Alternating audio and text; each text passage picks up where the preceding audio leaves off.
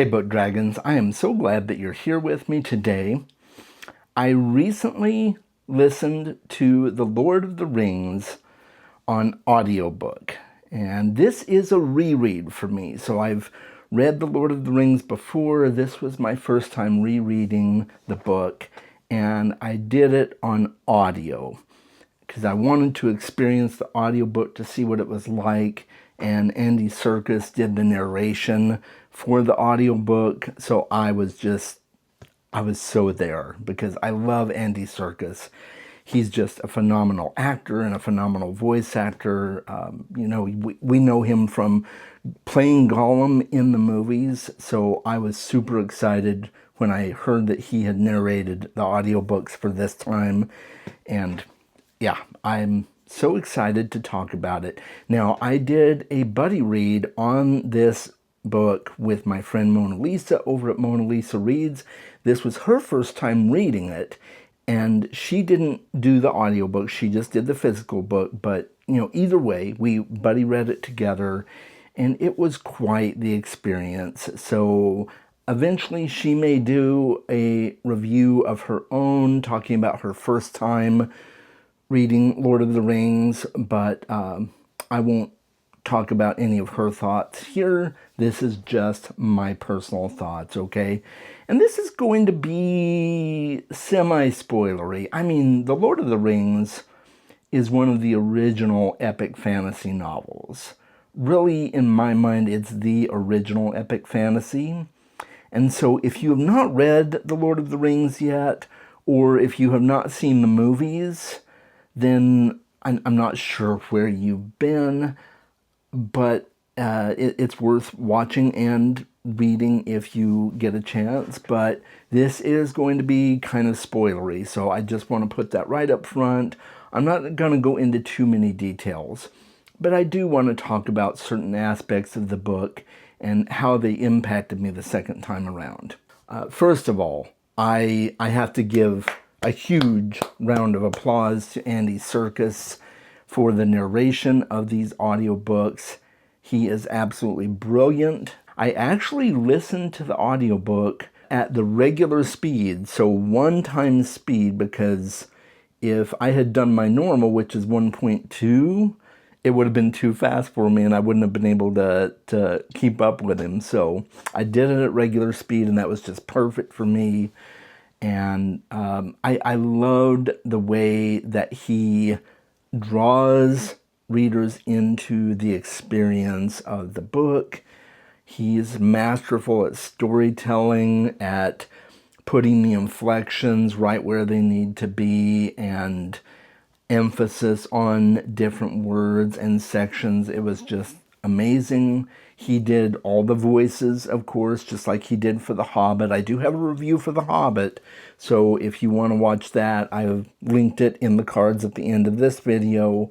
You can go check that out. That was also a reread for me with the audiobook by Andy Serkis, and it was just amazing. I mean, he sings all the songs, and like I said, he does all the voices. In fact, with Sam Gamgee, if I didn't know it was Andy Serkis doing the voice, I would have thought it was Sean Astin from the movie. It was that spot on. He sounded exactly like Sam in the movie. So that was really cool. He did a really good impression of Gandalf, as well, of Ian McKellen's Gandalf. He sounded pretty close to it. There were other characters that he sounded different than the characters in the movie, which is to be expected. You're not going to be able to mimic everybody. But he did a really, really good job, and he did vary all the voices. Every voice was distinct, so it doesn't have to be like the actor sounded in the movie, right? But I just wanted to throw that out there, that the way he did the voices was just absolutely brilliant. In fact, I would say that this is my preferred way to read Lord of the Rings. And that's an unpopular opinion. I get that. I I love The Lord of the Rings. I loved reading it physically, don't get me wrong, but the audiobook for me, just that whole experience of hearing Andy Serkis narrate it, I think if I do another reread in the future, and I probably will, I'm going to do the audiobook again. I don't think, for me, there's a better way to experience it. Now, I might do it immersively the next time. I might listen to the audiobook while I'm reading the physical book. That's a thing as well, because I do own the physical book, even though it's packed up right now. I'm slowly getting packed for my move, but yeah, it was just absolutely amazing. I had such a great time experiencing that book and being able to hear some of my favorite passages. Well, it was just awesome. Now, I will say there's one caveat here. Tom Bombadil is a favorite of mine. I know a lot of people dislike Tom Bombadil. A lot of people are glad he wasn't in the movie, yada, yada, yada. I love Tom Bombadil. He's one of my favorite characters. I really enjoyed his section in the book. And I think his section is important in the book, even though a lot of people don't. On the audiobook, it got a little tedious because Tom Bombadil is a very sing-songy character. Most of his dialogue is in song and in verse, and so that got a little tedious after a while. It's okay, I still enjoyed it, just not as much as reading it on the page. So that's one caveat to my otherwise magnificent experience listening to the audiobook. And it was really cool for me to be able to experience the story again for various different reasons. There were so many things that I forgot. When you see something visually on the screen, like with the Lord of the Rings extended cuts, because those are the only versions of the movie out there, in my personal opinion, when you see it visually, you tend to blend in your mind, or at least I do. It tends to get muddled in your mind what was actually in the book and what was in the movie and how things were different. And some things are very clearly different, and other things I was like, oh, I remembered this a different way, and that's probably because that's how it was in the movie. And that's okay. But I had an absolute magnificent experience revisiting this story, and so many things that are missing in the movie or changed in the movies that definitely work better for the story and that should have happened but didn't. One of the most famous ones, of course, and yes, I know I'm getting into the movies here. There will be some movie talk because, you know, I want to compare and contrast that a little bit. I'm not going to have a specific section for the movie, but I do want to talk about certain aspects of how the movie changed things. One specific instance was the death of Saruman in the movie is completely different than the book. So much so that if he had not been under contract, Sir Christopher Lee probably would have walked away because he was that upset about this brilliantly written character being changed so drastically. And mainly because in the movie, Saruman dies at the end of the second movie. Full spoilers here, guys. Come on. And he's still around at the end of the book. There's a chapter called The Scouring of the Shire, where Saruman is trying to get one last attempt at revenge for his depowering at the destruction of the Ring of Power and everything, and having his throne taken away from him at Orthanc. And, you know, he's gathered up a bunch of thugs to destroy the Shire. And so he's still very much around at the end of the book, and eventually Wormtongue kills him. But that was not how it was done in the movie, and that was a big disappointment. Even though the movies were fantastic, that was a big disappointment. So there's things like that. Gwahir, the leader of the Eagles, and the other Eagles play a much bigger role in the books than they do in the movies, even though it's still a small part in the book compared to other characters. But they do play a really big role in the book, and it's very much lessened in the movies. So I think if you want the full story that Tolkien originally intended, it's really important for you to read the book. And if you're intimidated by the size of the book, do the audiobook. Really, it is that good. But yeah, there were various things that were changed. The crowning of Aragorn at the end of the book is more or less the final climax of the movie before they get on the ship to go to the Grey Havens. And there is so much more that happens after the crowning of Aragorn in the book.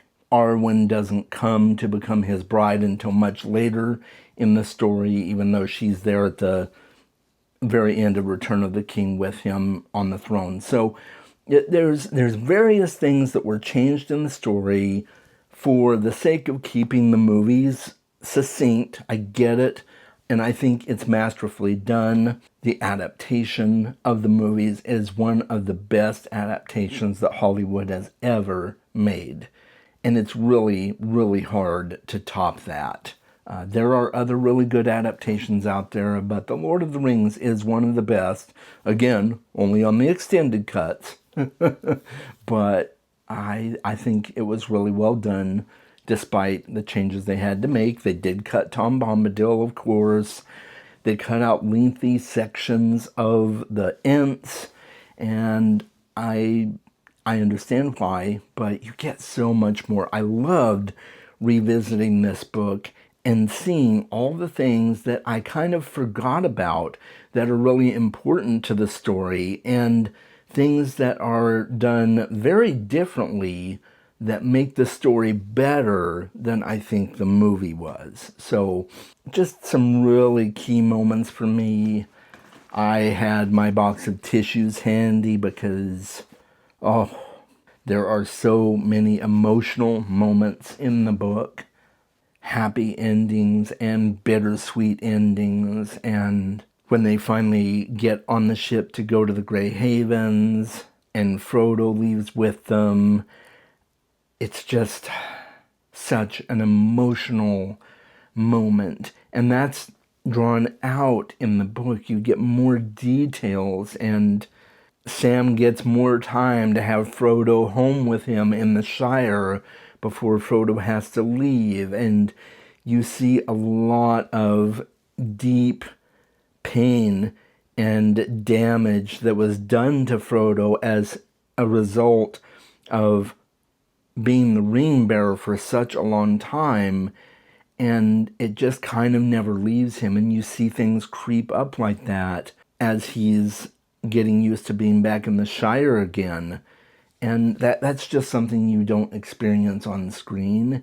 It draws you into Frodo's character more because he's damaged now, and he eventually realizes that he has to leave.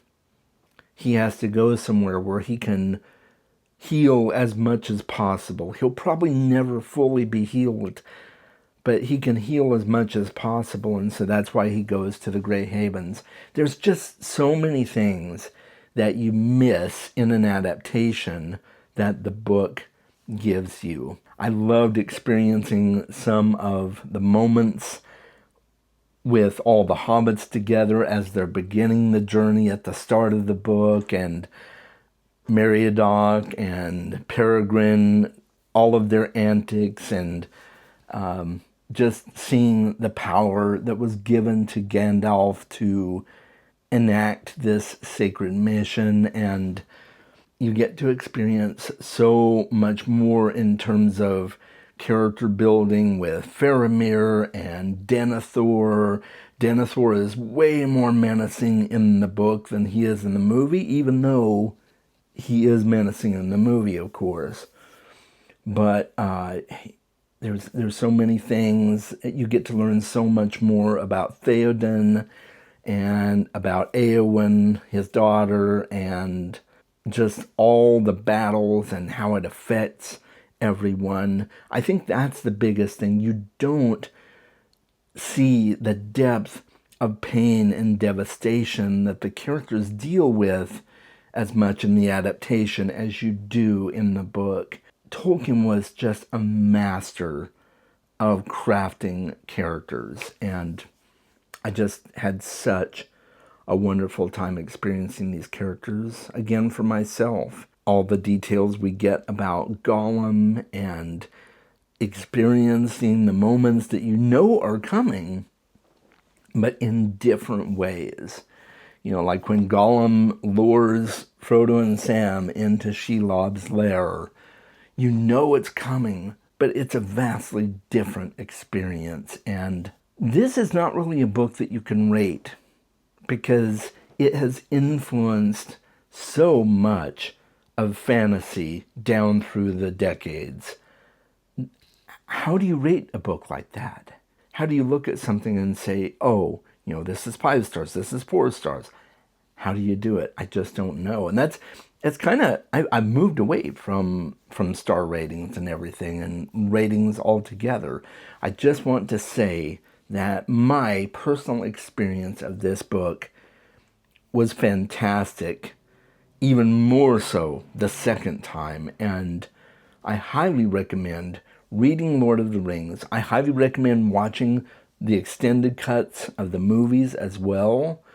But first and foremost, please read the book because it gives you so much more context than you will ever get with the films. So I've gushed and gushed, and I realize that. So I'm going to end it here. Thank you for watching. If you made it this far, thank you for watching. And let me know in the comments below what you think. Have you read The Lord of the Rings? Have you done the audiobooks with Andy Serkis? Tell me about your experiences. I would love to hear them.